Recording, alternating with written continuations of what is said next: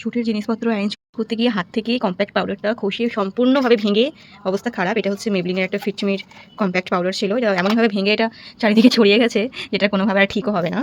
Literally এটা তো সকাল সকাল যদি এরকমভাবে দিনটা স্টার্ট হয়।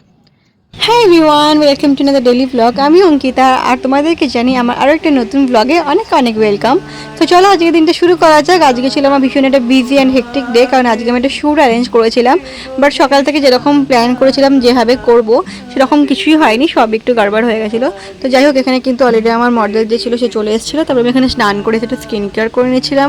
আজকে অনেক সকাল সকাল উঠেছিলাম সব কিছু অ্যারেঞ্জ করার জন্য, বাট আলটিমেটলি একটু গন্ডগোল হয়ে গেছিলো। ইচ্ছা ছিল তো বাইরেই শ্যুটটা করা, বাট বাইরে না করে রুমে শ্যুটটা করতে হয়েছে, কারণ আমি কিছুতে ব্যাকড্রপটা বাইরে সেট করতে পারিনি।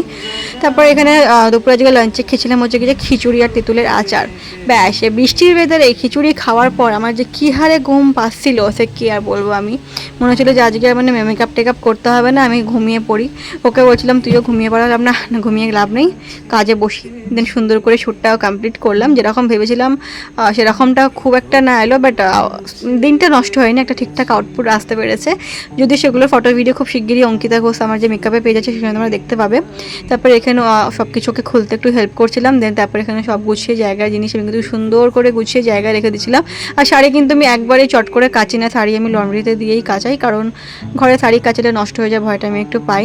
তারপর দুজনে মিলে একটু বসে এখানে গ্রিন টি খাচ্ছিলাম। তারপরে ও চলে যাওয়ার পরে এখানে এসে দেখি ভাইরা ফ্রেঞ্চ ফ্রাই বানাচ্ছিল, তো ওরাই সবটা বানিয়েছে, আমি জাস্ট একটু ভেজে দেওয়ার জন্য হেল্প করছিলাম। আর এই যে অনেকে বলে আমি একা একা ঘরে বোর হই না, না হই না গো, আমি নিজেকে ভীষণ ভালোবাসি, নিজের সেলফ টাইমটাই ভীষণই এনজয় করতে ভালোবাসি।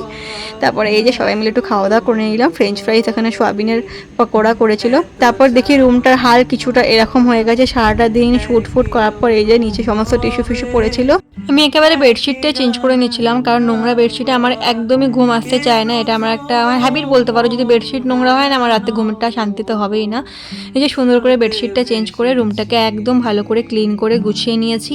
ততক্ষণে দেখি বাইরে কিন্তু বেশ বৃষ্টি, আজকে বলতে গেলে সারাটা দিন বৃষ্টি বৃষ্টি, এত বৃষ্টি আমার সত্যি বলতে ভালো লাগে না। বৃষ্টি ভালো লাগে, বাট এতটা ভালো লাগে না। আজকে ডিনারটা ভীষণই হিজিবিজি ছিল হচ্ছে ডিমের ভুজিয়া, রুটি, একটা মিষ্টি, কোল্ড ড্রিঙ্কস, আম।